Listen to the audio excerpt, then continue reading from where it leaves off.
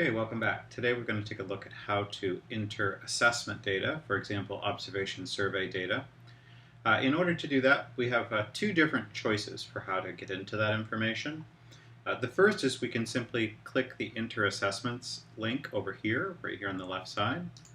And when we click that, we can search for a particular student, or we can just click the search button, in which case all the students in my school will be returned. Once we go ahead and select them, we can hit the Enter Assessment button. We can choose one, or we can choose more than one student to enter assessment data for. The other way that we can access this is if we click on the name of the intervention. We can click here on My Students, and then we can click on Reading Recovery or Literacy Lessons. Whichever interventions you're currently providing will show up. When we click on the name of the intervention, notice at the bottom we can enter weekly data, or we can enter an assessment. So I'm going to go ahead and I'm going to pick my same student we've been working with, Gina, and I'm going to click Enter Assessment on her. And then I have to choose which assessment I'm going to be inputting. Right now there are only 3 options. In time we'll be adding more options as the teacher leaders determine precisely what other assessments we want to add into the database and what format they're going to be presented in. But for now, most of you will probably be entering observation survey data. I'm going to click Observation Survey. Next, we just have to put in our assessed date. So perhaps for me it's 9/05/2011. The child's relative reading, and again, sometimes there'll be times when you need to just do things twice from the moment until we fix this issue. Our letter identification, let's say that she just missed 1, 53. Concepts about print, maybe she's a little bit lower here, 16 perhaps. On our word test, say 8. Text reading level was 1. Writing vocabulary, maybe 5. Hearing and recording sounds and words, 2. Now, another option is we can leave a comment about this, that the student was distracted, or we don't think this is a very good assessment for whatever reason, or any other comments that you may want to include that would be useful to other people as they want to look back at the kinds of things that might have been going on with this student in the beginning of first grade, for example. This is a good place to add that kind of detail and information. We can also say that the scheduled assessment was missed for some other reason.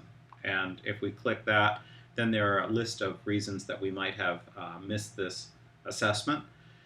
And we just go ahead and select those. But I'm not going to look at that right now. I'm just going to submit this assessment. And so now what I want you to do, what I want you to see is that if we click on Gina's record, we now can see we have all of her weekly records. We also have information about her summary statistics. And if we want to go back and click right on her name, we can see now information about her. We can see that she's been in literacy lessons and that she's had 1 assessment. So 2 different ways here to look at student information. So let's go ahead and look at how we might add an intervention, or excuse me, an assessment for a student from the list here from the Enter Assessments link. It's the same way. We click on Enter Assessments. I might look for a child. Let's say I want to find children with the last name of Dorr. And so here they all are. Perhaps I'll select Gordon, who's in grade 3, and click Enter Assessment. And maybe it's the main partnerships for comprehensive literacy data that Marcia Booty is going to ask people to be collecting for certain schools. And click Next. And here we have the assessed date. We have the duration of the assessment in seconds, the prosody rating, the comprehension rating, the text reading level rating, the running words, the number of errors, how many self-corrects, the written vocabulary, and then any other school-specific measure data that people are going to be collecting.